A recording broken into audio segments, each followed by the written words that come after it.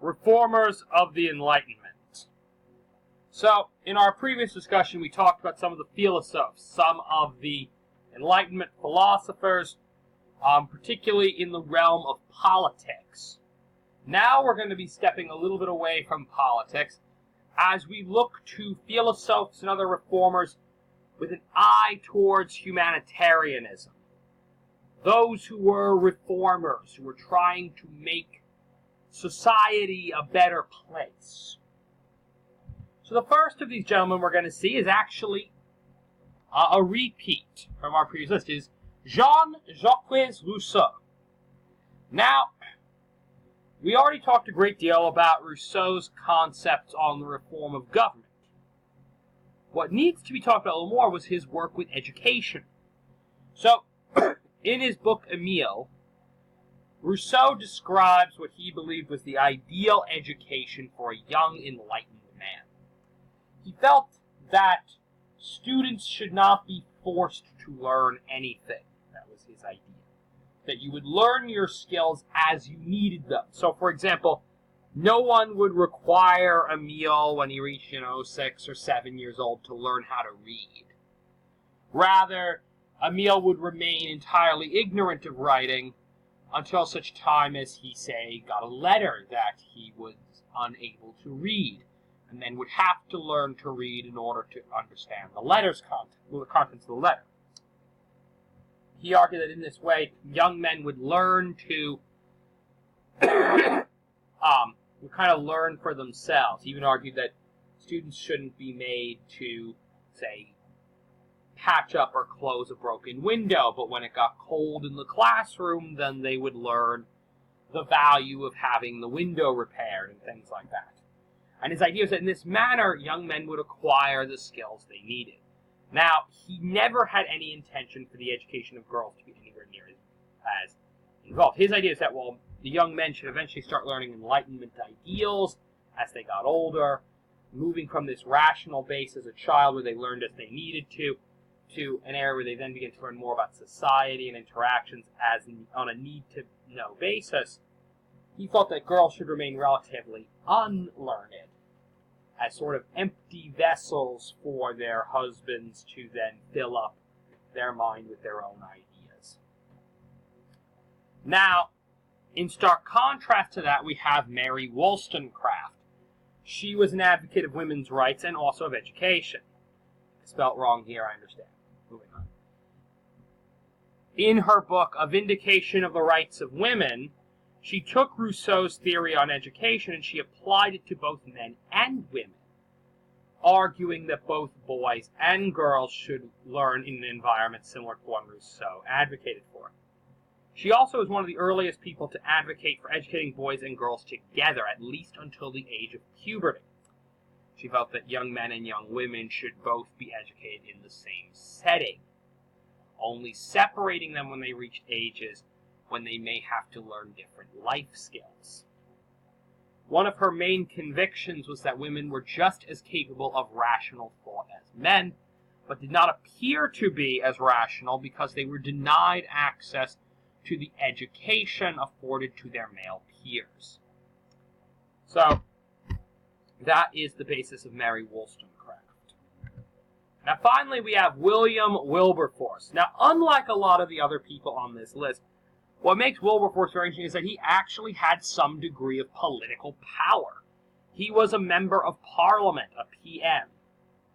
And his life's work involved the abolition of the slave trade within the British Empire, as well as the total abolition of slavery. Now, he wanted this accomplished by what was referred to as the gradual emancipation of slavery, which at first sounds a little bit odd. If you think slavery is a great moral evil, why would you want to emancipate it slowly? Seems an inconsistent position. Wilberforce's idea was that he wanted to end slavery in a way that would also not cripple the sugarcane industry and would not leave the former slave owners uncompensated.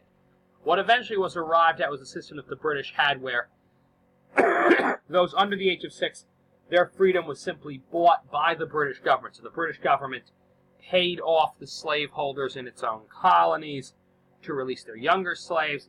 Older slaves would work almost like an indentured servant period for 6 years before being released.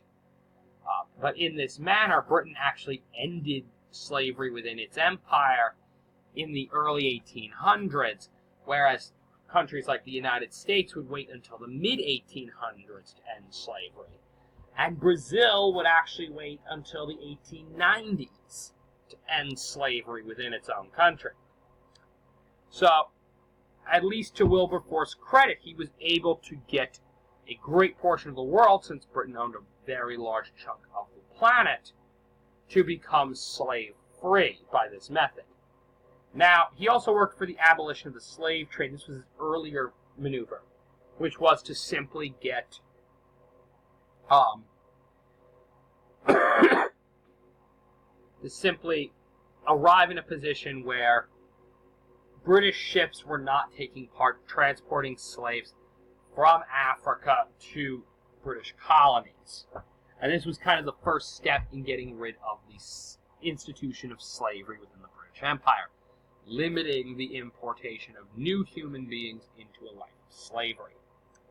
Now, one interesting element that he worked with was the founding of the colony of Sierra Leone, which was a slavery-free colony in Africa protected from slavers by the British Navy.